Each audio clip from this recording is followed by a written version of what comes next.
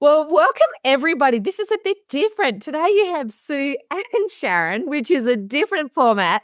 We are going to be sharing this on both of our podcasts. Sharon has The Functional Family, which is all about ADHD. And obviously, my listeners, I'm a teacher and share about neurodiversity. So we were going to do two different podcasts, but we're like, let's just share this together and bounce off each other and share tips and strategies. So, Sharon, I'm so excited to try something new. This is going to be fun, and I can't wait to share both of our tips with our amazing listeners. Yeah. So can you share with my audience a little bit about yourself? Yes, thanks, Sue. So my name is Sharon Collin. I have a beautiful business called The Functional Family, and I'm a credentialed ADHD coach and parenting expert. And so I have the best job in the world, although I think you might say that too, Sue. I get to support gorgeous families with ADHD. And it is a personal story. It's a heart-centered business for me. All my family have ADHD and all of the letters. We've got lots going on. And I really felt like back, when we first started this business, we just needed a little bit of extra in-home support. And that's what I get to do for my job. I'm all systems focused. I love a system, anything that fires your time and capacity. So it's a fabulous business filled with a beautiful, kind humans. Yeah, I love that, Sharon. And look, it's funny. I never consider a business. I just consider it my love and passion. So I love the fact you said it's heart-centered, because if you ask me, I always just go, I'm just one teacher trying to make a difference. And often I get these big emails from people. I'm like, mate, I'm not a big organization. It's just me, my husband backing me up, and a few uni students who step in and out. Because that similar to you, my lived experience is being a classroom teacher, having children and not learning anything about this at uni, not knowing what to do. And this is why I'm excited we're talking together, because nearly every one of my books I have co-authored with a parent, because I've written 18 books and I think nearly every one of them has been co-authored with a parent, because in my world, when a parent and a professional work together, it just is so much better for the child and for everyone. And really, your word, the functional family, I think to make it function as a teacher for the child, we have to work together and find that sweet spot where we can both support and understand each other. And to be honest, to go, I had a horrible child morning with my child, or we haven't had a great day, but it doesn't change my love or compassion for your child. It's just getting to that point that we're working together. Yeah. I love your origin story too, Sue. That's really beautiful. So how many years have you been doing this? Well, I was saying 30, and then one of my friends who's retiring and we started teaching together, and I hate that R word, she told me it was 35. So not happy. I told her she's off my Christmas list. Yeah. Oh, look, time flies when you're having fun, Sue. And, you've done such amazing work in this space. Obviously, you've written a whole bunch of books and really helping families. I've had so many of my clients go, you've got to talk to Sue. You've got to talk to Sue, because you guys all get along great and you're doing such great work. And so, I'm so excited for this chat. Should we get started with some questions? Absolutely. Let's dive in deep, because I'm all about practical strategies, and I know your podcast is too. And look, for your podcast listeners, I was just looking at all the amazing topics and support, and I was going, that would be so helpful for this person or that person. So I really love that you're using language like navigating, like all the stuff I love. Like, it's not like the solution. It's not about navigating or what to do or how to help. And I think that's why your community say you should meet Sue, because we're very similar like that. We're not saying here's one size fits all. Here's some stuff to try, some systems to try, but let's just keep trying. Yeah, I love it. It's that beautiful, curious mindset that we bring to the table. It's not about, here is the thing that's going to work. It's here are a few things to try, and you get to decide what's going to suit your family, because ultimately the parents are the best. They know their kids the best. Yeah. And so they get to decide. Love that. Now, I want to preface these questions with really saying that, Sue, you specialize in autism and ADHD, and I tend to niche into ADHD quite specifically. And Sue, you tend to work as a teacher in classroom strategies, but also, of course, supporting parents at home. whereas I tend to focus more on the parents and home side of things. So I just want to preface that so people can see that the different angles that we're coming from as we answer these questions, because I really think it's going to give them maximum value to hear those, having us come together. What do you think about that? Absolutely. And look, I always say there's no point me putting in place something in the classroom and it not being backed up at home, or you putting something in at home and I don't back it up at school. So it is impossible the two don't work together. And you just can't have one without the other. And, I just see it. I'll be honest that when I go into schools and things really aren't working, it is often the breakdown in the relationship between school and home. So this is why I'm so excited we're working together on this podcast today and bringing people that it is possible. I want to give people the positivity, what they can create and the relationships, because let's face it, some families listening today have their own trauma from school or their own I always say, don't meet in the principal's office. You don't know, parents, if teachers say meet in the principal's office, no. If you had a horrible experience in a principal's office as a kid, you're going to be right back there feeling like a 3-year-old, and that isn't powerful. Then how can you work together if you feel disempowered? So I really want to encourage your parents to be like, okay, how can I step into building a beautiful relationship with the teachers, the school, because your child will benefit from that. Oh, I love that so much about that, because environment matters, right? So meeting in the principal's office is. And it's even funny as a parent, who obviously does this as a job, when I get negative feedback about my children, I still switch into this defensive mode. And even though I literally do it for a job, like I support parents with this all the time, but when you get negative feedback about your own child, it just hits different.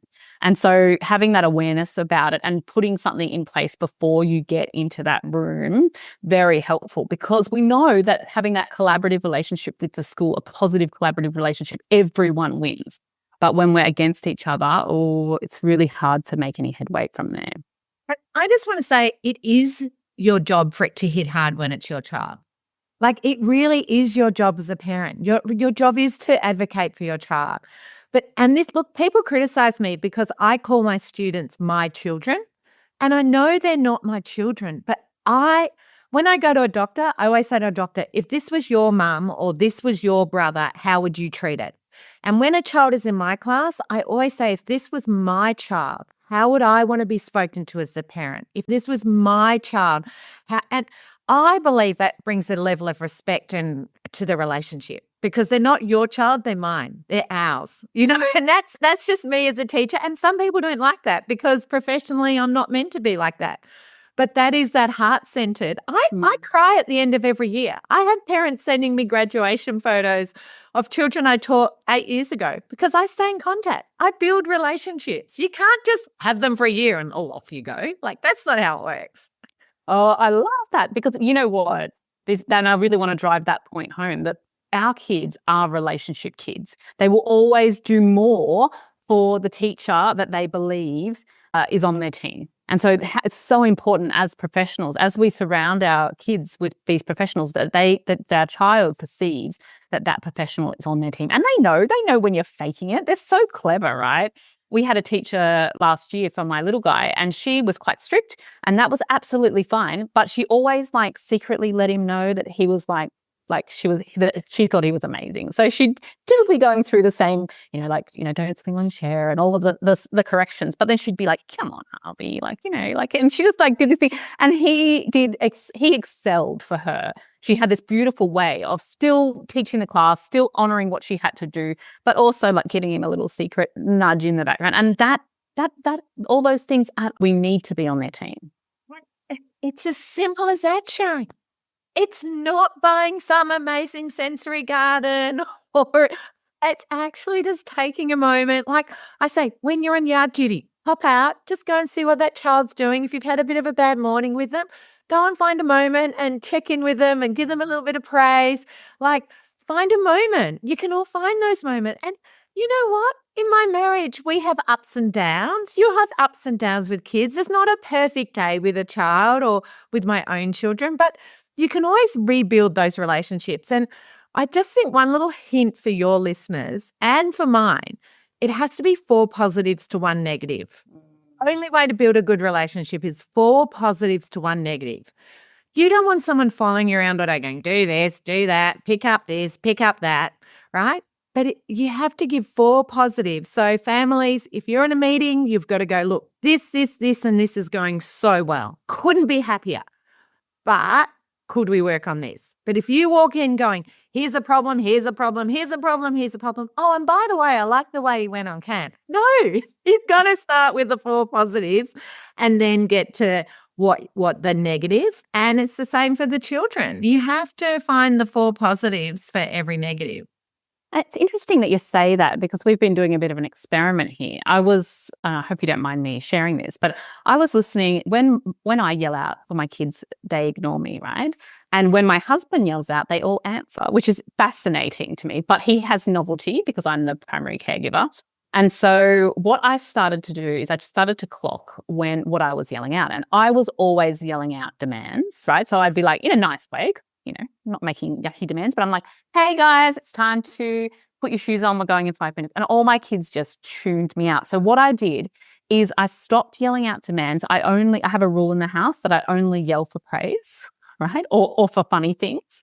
And so if I need to make a request, I will find them and put my hand on the shoulder, which is really annoying because I have to walk upstairs to find them, which is not my jam, but it's actually worked a treat. Now they're tuning back into my voice because what they had done is just learned not listen to anything mum says because everything she asks us to do is something that's not cool. So now I yell out, I go, hey guys, I love you. Or hey guys, like I just got bitten by a caterpillar the other day. Like I just yell out random funny things. That's what I'm yelling. But never ever yelling a request. I absolutely love that. And actually, I hate to break it to you, they have done research that has found that autistic children respond better to men than women. And I want you to try this on. So let's go. Okay, so try this on. And teachers who have done my workshops know I talk about this. So the first thing is men naturally go down the tone. My guess is when you were yelling out commands and demands, it wasn't just the demand, your voice and pitch went up. So as soon as your pitch goes up, for many of my children, they're intuitive, and so they will pick up your own anxiety. So if you're like, 5 minutes till we need to get out the door, boom, they're not just hearing 5 minutes, they're hearing stress, right? So women tend to go up a tone, men go down a tone, okay? So that going down a tone actually is really powerful for my neurodiverse kids, right? Love it. Then the other thing is women put in too much information. Guaranteed you weren't like, we're leaving in 5 minutes, get your shoes on. Guaranteed you're like, we're leaving 5 minutes to go to blah, blah, blah. Don't forget your shoes. Oh, and on your way downstairs, can you bring any dirty cups? Guaranteed you added in extra words. And what the research said is men go slow and low. So they go slower and lower and they don't add in more detail. So we add in words like, remember, I told you, blah, blah. No, that's not helpful, actually, right? So I would love your listeners and mine to check in. But the other thing men do, they naturally give the take-up time or the processing time. What we tend to do is we yell upstairs and we go, we're leaving in 5 minutes. Hurry up. I said 5 minutes. And we haven't even given them a minute to take it up. What I think happens in your house now, they hear you coming up the stairs. That is the prep. Mum's coming to say something. When you touch them, and I think we underestimate the importance of kinesthetic for our neurodiverse kids, that touch, actually that is creating connection. And I think it's a bad thing that teachers aren't allowed to touch students anymore. Because many of our children respond best to gentle guidance and touch. That if a child's in the middle of a computer game and you say something, that can cause a reaction, like a fight or flight. But a gentle touch on a part of their body that is comfortable for them is a signal to listen. And there's a lot to be said for that. And I just think that if I wrote that in a program, I can tell you a lot of schools would go, oh, you shouldn't be touching them. But actually, if that's how a child learns, this is an independent plan. So anyway, sorry, went down there. Yes. Yeah, no, that's wonderful. There's some research that really backs up what you've worked out. And I call myself a pracademic, which is a practical academic. I work out what works in my classroom and then I go and find the research. You know, I've taken it. I love experiments. Like I feel like one day my children are going to write a book about the weird stuff mums made us do. It's not going to be very complimentary. But one of the other things that I've worked out is if I'm trying to talk to the kids and they're not listening, because there's all three of them and they're all doing lots of things, if I just do a funny voice, they lock in. And that's been a really cool little takeaway too. Like just something that's novelty, something that's a bit different, all of a sudden out of nowhere, boom, they're in. I have to ask, come on, do one for us. I can do a chipmunk voice, but it's just not the right time of the morning for that. But that usually gets a great reaction. I love it. I love it. I love it. I love it. For our ADHD children and for children with autism, and for anyone we haven't really explained, but ADHD or autism ADHD is a new term. You're all going to hear a lot about it in the coming years. And I mean, I'm looking to put a course together. I would say again, I have been teaching children with ADHD and autism for 30 years, 35 years. So I have to correct myself now, thanks to my girlfriend. But what I would say is we don't talk enough about this group of children's sense of humor. And I wish that was on the diagnostic criteria, because what I know as a teacher, when I see a child's humor, that tells me they're ready to engage. Because the higher your anxiety, the lower your ability to take on board a joke and laugh. And so I know I have kids who can be quite humorous, but if they're a little bit anxious, say after lunch, my jokes don't land very well. And not sarcasm. None of my kids handle sarcasm, but, you know, a joke or so forth. But I always say as a teacher, when a child shows me their humor, it shows we are connected. Yeah, love that. Okay, shall we get to some of our questions? Because I feel like I could talk to you all day. So it is, isn't it?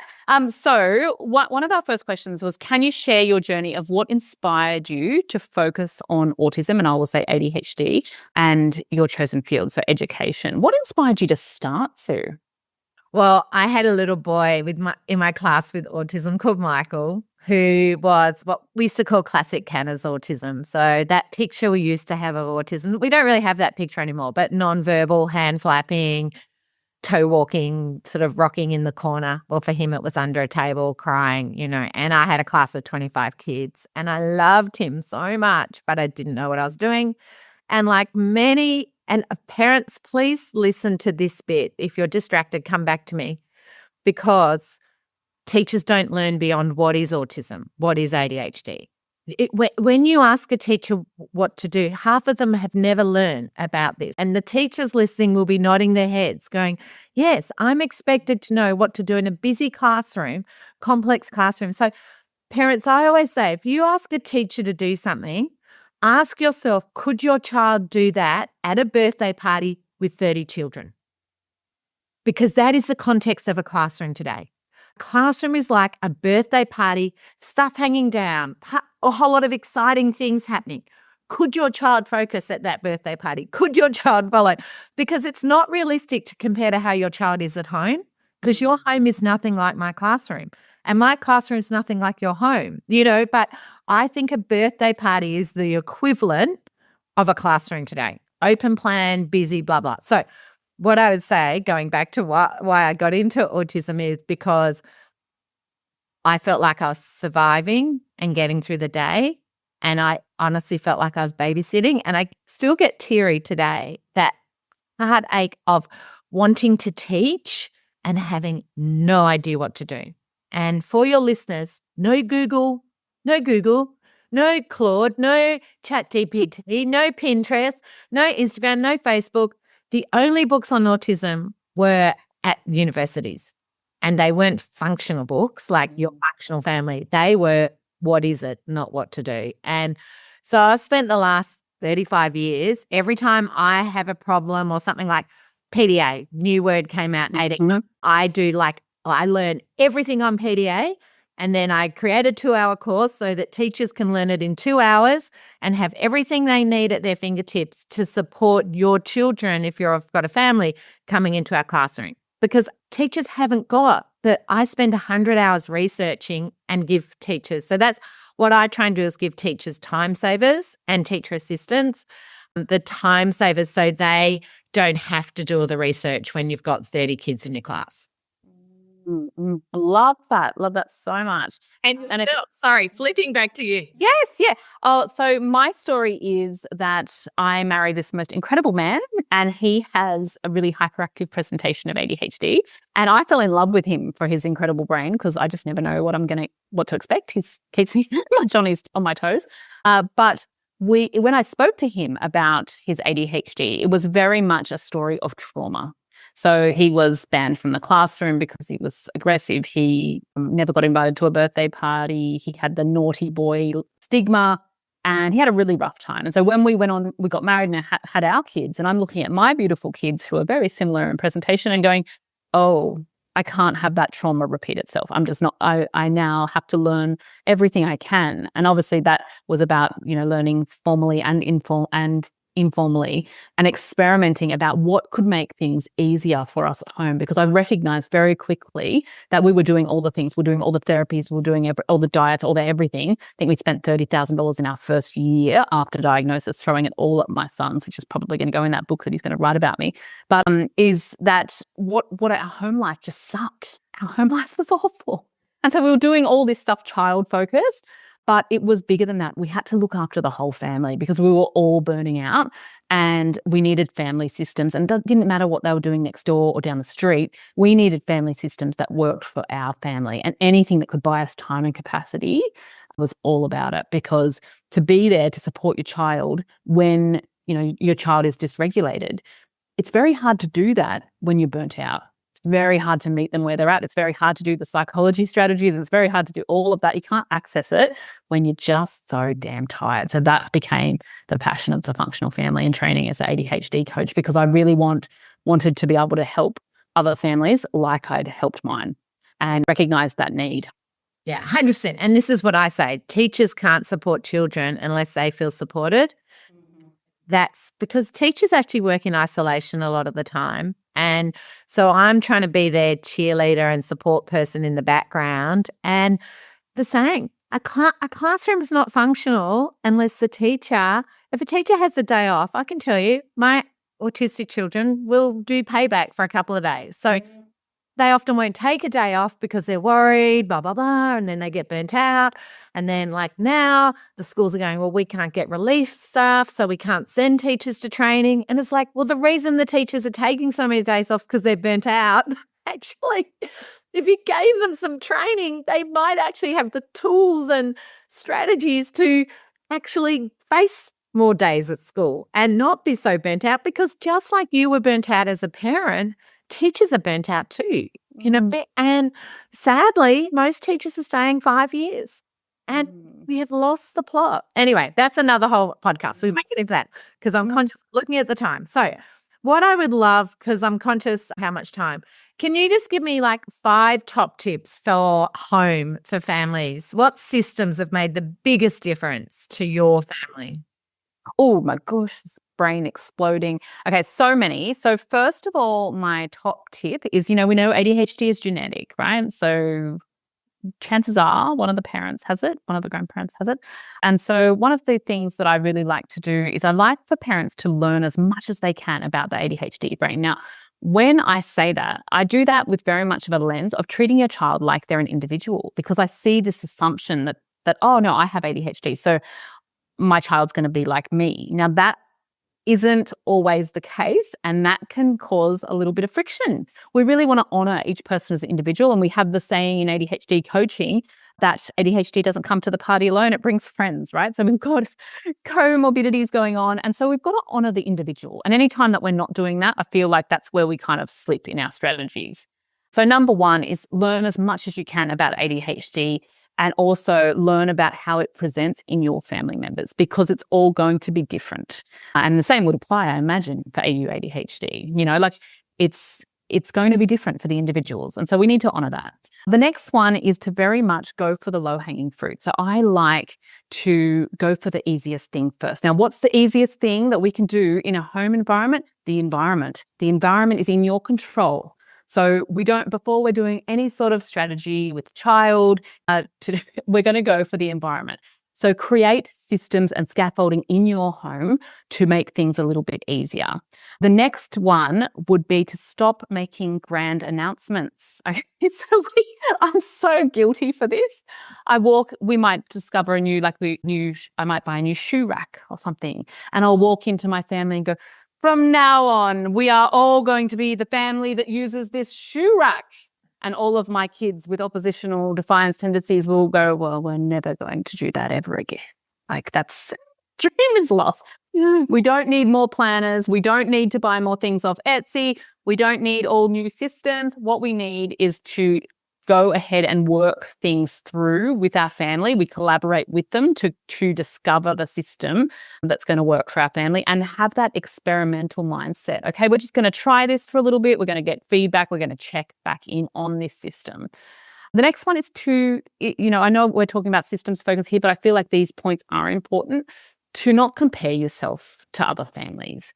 It is really, really rough when you're comparing yourself. Stupid social media and you're going, oh, look at them on their holiday and they're just able to do things so easily. That sort of stuff will just rip you apart. We don't need it. And so when we're looking at other families, it's just not important. They're not up against, every family is so unique, and what we need in terms of systems and structure is important. So let's talk about, like a rapid fire systems for success kind of thing, because we know that what adults bring to me in adult coaching is not what you'd expect. We think that it's going to be like, prioritizing things at work and, executive function skills at work and things. That's not my experience, to be honest. My experience is that people with ADHD, when they're interested in something, excel. Okay, so work, if they're interested and they have a job that aligns with that, they tend to do very well. But what they come to me with is the laundry, meal planning, keeping track of the 47,000 school notes we're getting and all the sports and all the things, like life systems. That's what they need. So my biggest tip is for families, and this is my last tip out of the 5, is focus your attention on getting systems in place for that, because life skill stuff is what we're not getting taught, and it's what causes adults the hiccups later on. They know how to do the stuff they're interested in. We know how to do the stuff that our brain is wired to do. It is the life skill, boring, mundane systems that we need those. And how do we discover those systems? Well, we work with our kids. We're never telling, I don't know if you've noticed, Sue, of course you know this, kids with ADHD hate being told what to do. They hate it. And so we never ever go in, make grand announcements, and never tell them. We're working with them. We're asking them for information. We're working with them, asking them for their ideas. They have the best ideas. Our job as parents is to listen to them. I love that. I absolutely love that. So what I've been madly writing down is the equivalent in the classroom. So I'm going to take your 5. Yes, let's do it. This is how I apply it. So number 1, the individual. I always start my workshops, to know with someone with autism is not to know autism. Like, just because you know one child. But I love the fact that they always bring someone else to the party. And that's why I like the word neurodiversity, because neurodiversity honors that there's probably more than one diagnosis. Now, I hate to break it to your families, but unfortunately in the past, many psychologists gave that ADHD and didn't look at the autism. And encourage your families to think that autism's probably at the party in some way, and that some of the autism strategies will be incredibly beneficial for you. So just have a little play with that, and maybe listen to a couple of my podcasts. And I think you would find them quite insightful, like, oh, that's why we're doing that. Yeah. So try that. My saying for your number 2 is change the structure, not the child. I always start with, what can I do in the environment? What can I do structurally? Because I could spend all day telling a child to bring a pen to class, or I could get rid of all those smiggle rubbers in their pencil case that distract them on the way to get their pen.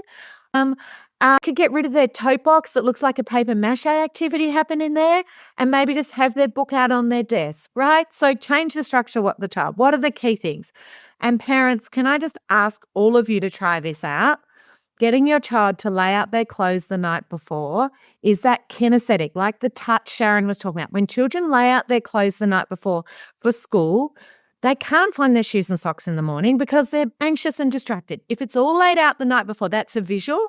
It actually reminds them where they're going, what they're doing, and it means they're going to be ready quicker for school. And if any of you have children with oppositional defiant disorder, I just did a podcast with a mum who that's one of the structural changes we made. But you can't go from a high demand task to another high demand task. So getting ready for school is a high demand task. It's exhausting for ADHD kids, right? The planning, the prioritizing.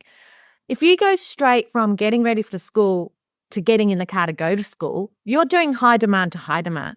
You need to put in a 5-minute low demand task in between. And what she's put in the middle is going outside and playing basketball. Suddenly, her son is skipping off to school, just had one little structural change. It's not that hard. But what I love you said is the next one, like, just try it.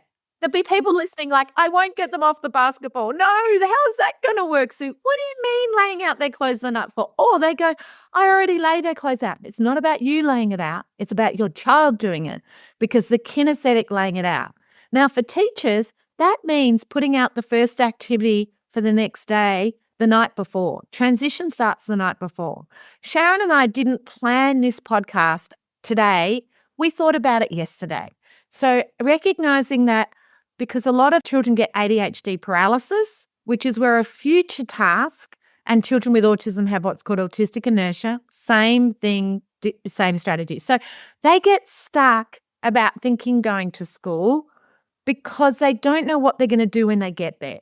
But if their Legos laid out or their books laid out, there's no problem solving. There's nothing to paralyze them. So anyway, I could talk about that for a year, so we'll keep moving. So just try stuff. And I hate to break it to you teachers, parents, carers, the strategy doesn't have to work for you. Stop trying to go, it won't work for me. It's not about you. What works for the child? Sometimes bizarre stuff works because it's for this child's brain. And I say it's like going shopping. If I'm trying on an outfit, I can assure you my daughter is about 6 sizes smaller than me. What works for me doesn't work for her. And I don't try and fit into her outfits. And if I did, she'd think that was really weird. So why are you telling me a strategy won't work for you? It has to work for us. I don't want my daughter going out in something that my husband's like, is that an outfit? Did we plan for that? Are you missing something? Can we send that back? It's got to work for both of you. But to say it has to work for one of you is just not going to happen in my world. And it's the same in the classroom. I have to think in a busy, complex classroom, how is this going to work for everyone? But I always prioritize that child's needs first. And one of my other favorite sayings is, fair isn't everybody getting the same thing. Fair is everybody getting what they need in order to be successful. So if anyone has what about the other children, please understand, if a child is in a wheelchair and needs a ramp, we don't go, oh, well, all the other children will want a ramp. And, it doesn't look good being in a wheelchair. Like it's really looking real. No, we need to give the child what they need, which leads me to your number 5 about life systems. Whether you're a teacher, a parent, or a carer, my question is always, what is the ramp this child needs? What do they need to access? What do they need to access? What does it look like for them? And I can assure you, if you went down to our local Gillespie Hire, they have 100 different walkers, walking sticks. They have 100 different wheelchairs. It isn't one size fits all. And for all of my children, they need ramps. But what we're aiming for is the child can get up the ramp themselves. At first, you might be pushing them. You might be supporting them.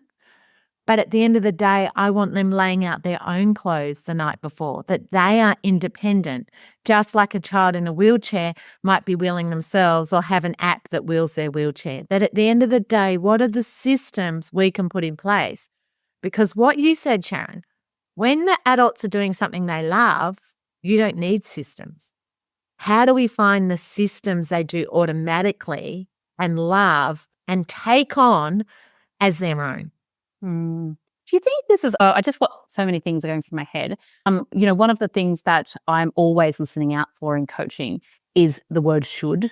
Yeah. And when we say this to ourselves, when we say this to our kids, like, you should be able to, like it's this comparison word. That's always a red flag for me. And, when we're talking about, what our child is able to access or achieve at that given moment, it's a massive red flag. Like, I'm just wanted to flag that as if you catch yourself saying that in your head, a lot of us are including not to say it out loud now, but if you catch yourself having those kind of thoughts, it's a real moment to reflect on what that actually means for you. Yes, actually, I forgot your number 4, which was the compare. One of the biggest problems I have when I go into schools, and I really haven't found an easy way around it, a principal will go, "Oh, Sharon did really well with a kid with autism last year, so we'll give them a kid again," and assume that because they had systems last year, this is a different child. This child needs different ramps, different access. And I'll hear this, "Oh, they've done your training before." And I'll go, "But that was for a different child." And I've had a teacher come back 15 years in a row to my face-to-face course at Sutherland. And every year I'm like, "What are you doing here?" She goes, "I've got different kids this year, Sue. I'm going to hear different things." Or actually, they've had a change in their family situation. So we're getting a lot of behavior. And I haven't had this happen before where a family's like, and I was like, I love that. She's like, I've got a different child. And her principal supports her to come. But you will be amazed how many people go, "Oh, I've done the training." No, you did the training listening for a specific child. Now you need to come back and listen again. I always think it's like an outfit. I wear an outfit with different shorts, different pants, different shoes, different hair. Same outfit can look different. It's just that I just think people struggle the most with that. The comparison comes into assuming all kids are the same, and they're just one thing I did want to touch on here is praise, because we know, how you said, like the three positives to one negative, but I think a lot of people are not sure about how to give like praise, and they might. I hear often, "Oh, it makes my child uncomfortable." So I'm wondering if that was, sorry to talk over you, but see, if you have a kid with PDA or ODD, oh no, I'm not giving praise, because then that's now a demand that they have to achieve the same thing again. So this is the most individual thing. Praise is the most individual thing. And also, Sharon, if I said to you, "Sharon, can you do your best work?" Oh. What is your best? This is why my children are perfectionists, because as if it's my best. I, as a neurotypical, know you mean like give it your best try, do what you can today. But if I said, do your best, like my personal best, like Olympic style best work, you're not going to get anything, and you're probably going to get a ripped up worksheet. And I'm sorry, I don't care about your certificate or your praise, because you told me to do. Anyway, I'll let it go. I'll let my horse run away. But we put so much pressure on children, and praise can cause a lot of pressure to my children. Again, calling and it's hard because we've been taught to praise. And neurodiverse children, praise is really confusing. What's your experience? Well, I think that we can do it well and do it terribly. So I know that, say, even personal story, one of my children, all of my kids have ODD, but one of my children is not comfortable with verbal praise, but they are comfortable if they overhear me talking about how good they are. So I often have just fake phone calls to my mum, and I just say how big it is. That is a strategy I use with one of my kids. And I'm waiting for it to wear out, because with ODD kids, things wear out. I'll be like, hang on, darling, I'm just going to call your mum. I'm just going to tell her something. You're not going to believe what happened, blah, blah, blah. Okay, yeah. And it's still working. And I, like, the people everyone videoing in my room would think I'm insane. But anyway, sorry. And another one I like is I like hand gestures. My kids are very they're just subtle little hand gestures. We have little codes for things so that when they're on the playground or far away from me, I can catch their attention and do like these little hand gestures. And that's actually been good because it's not making a big scene of it. So we do fist pumps a lot and they're quite comfortable with that. But the key is finding it out there. But, one of the things that I was thinking about a lot over the weekend is, saying, oh, you did such a good job focusing. And I was like, oh, I just feel icky about that for a kid with ADHD. It's kind of saying to a kid in a wheelchair, oh, you did such a good job trying to walk. Like, I just felt like it was a bit icky. No. Yeah. So the outcome is the reward for our children. You have to remember that they are their biggest critic. My autistic children or ADHD kids, they're very good catastrophizers. So the outcome, you putting in place the supports for them to achieve a task, whether that's folding it in half, whether it's color coding it for them, whether it's making something small and achievable, and then being able to finish it is the reward. So you putting in place the structures for them to feel completion, because for many ADHD kids, they're watching everyone else is finished and they haven't finished. That's devastating. You can give them all the praise in the world, but they will notice everyone else is finished and they haven't. But if I make the task small, achievable, even if I write the first half, and I always say, let an ADHD kid write at the end. There's nothing more pleasing than writing the end at the end of something. And I might have written 3/4 of it, but they have the pleasure of writing the end. That is the praise. It doesn't need to be praise. The completion is the praise in themselves because they don't take false praise. They know it. But hand signals, oh my goodness. In my workshop, I go through all my hand signals and teach it to teachers because hand signals are so important for ADHD kids because they misread if you give them a look saying, wait, they see, go ahead and talk. Mm-hmm. And I also should mention RSD in here. Like a lot of our kids are, they are showing signs of RSD already. So for my listeners, tell what the RSD is because I haven't done that yet. Oh, okay. So RSD is rejection sensitivity dysphoria. It is very common for our neurodivergent kids. It's essentially perceiving rejection, whether real or imaginary. So a good example of it, and this is how I always explain it, is I will text my husband who has RSD, right? I will text him and it'll be neutral. I'll perceive the interaction as neutral. Hey, I'm going to be late. Start without me. That is my tone. That is what it's intended to be neutral. He picks it up and reads it as in with tone. Hey, going to be late. Start without me, right?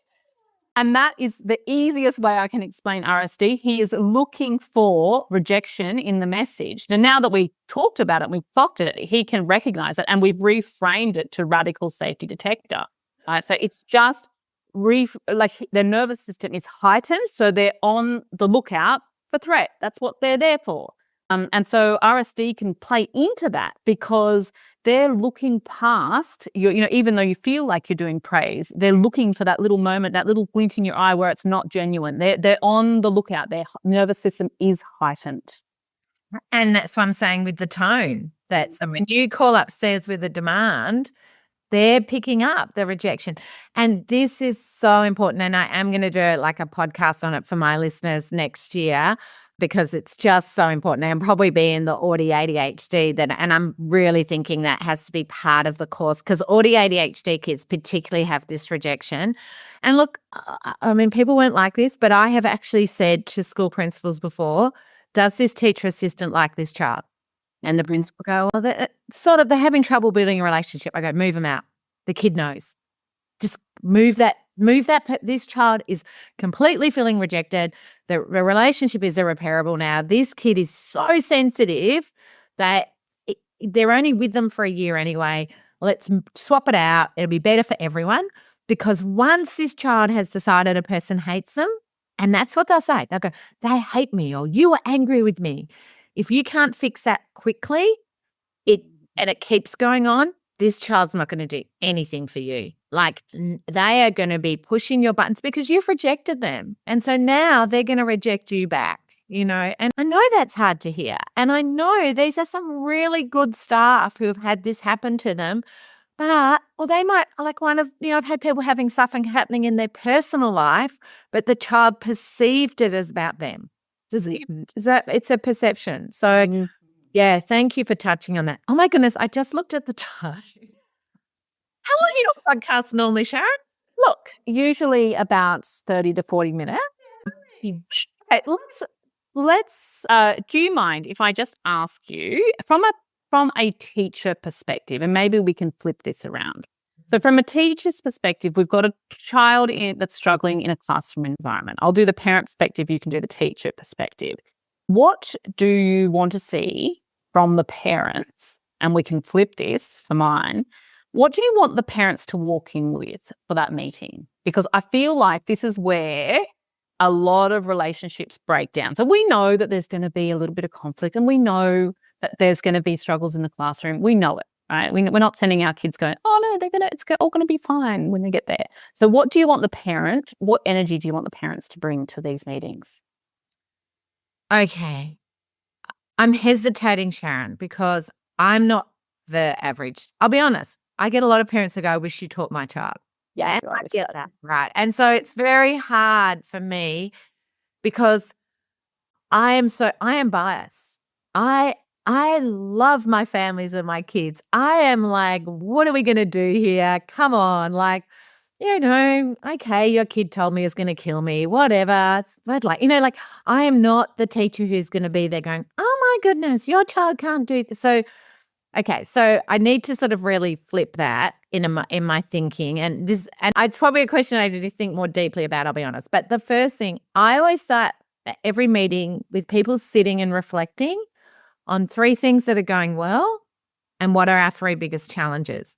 Because I often find what mum thinks isn't going well or what a challenge is isn't always what dad does. And everyone needs a voice at the table in my meetings. So whether it's if I've got myself, my teacher assistant, I want them to write down 3 things that are going well and the 3 biggest challenges, because we need to come to consensus what the challenges are. And I think sometimes I'll have a parent go, I think this needs to be, and then the other parent will go, no, that's not what I thought we're here about. Like, you'd be amazed, even between couples at that. Mm-hmm. So I find that really positive. I always start with what are 3 things that are going well? What are our 3 negatives? And then things that need working on, what are our challenges? And then we're going to prioritize what to work on. And I'm a real believer in we can only work on one thing at a time. Otherwise, we overwhelm the child, the teacher, and the parent. So I'm always going to come from more I would say to parents, this is come in neutral. Mm-hmm. It's really hard. Don't come in with a big document. Don't send me a 10-page email. Just come in neutral. And if you don't come in neutral, you won't be listening to me. And teachers get defensive too, and it's just not going to go well. So my recommendation is, I hope I've answered that, but come in neutral. Come in with your positives in your head, not just your negatives, because as soon as you come in with the negatives, people are going to pick up on that and they're going to stop listening. And if you really want to advocate for your child, come in middle ground, come in neutral, and come in with, here are some things that are going well, here are some things we need to change. Love that so much, Sue. Now we'll flip it to the parent perspective, right? So Tell me. So I'm coming in, and bear in mind I've gone into a lot of schools. What I want parents to do is, what I want from the teacher is I actually want the teacher to regulate first. Okay, so what we're talking about is going to be emotional. I'm going to be, as a parent, I am going to be heightened. We're all going to acknowledge that, because nothing hits you like your own children. Even if you know the struggles that your child has in the classroom, even if you know all of the data on ADHD, you're going to be very sensitive to any feedback. So for what I need from the teacher is I need the teacher to be quite regulated in that. So when you're talking about your strategy of writing that down, I actually think that's great, because it gives everyone a little bit of time to regulate before there's too many words, because I am going to be on the lookout for threat. Like everyone's RSD is going to click in here, and I'm going to be perceiving this as like a little bit of an attack, even if I can hold it together. So regulate first, because if I catch a teacher kind of doing that look away, like that kind of body language of like, they're just hard to manage in the class, and like that kind of almost like a rolling of the eyes, it's going to be a problem for me.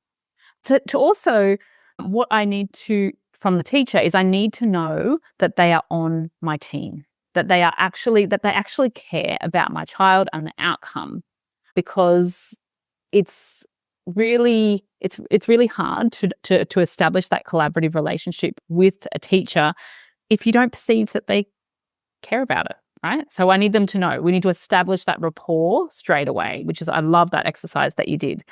The next thing I want the teacher to know is I will pay for stuff. Okay. So if you need stuff, you need tools, like transition tools, you need dance, you need anything, tell me what it is. Don't try and waste time getting funding for the Department of Education or whatever. I will get it for you. I will do what it is. Yes. Love that. Because the time is of the essence. And if it's what you need, I care about my child enough, and all my parents do in my beautiful membership, my beautiful community. We care about it enough that we will do what it takes to give you the tools that you need.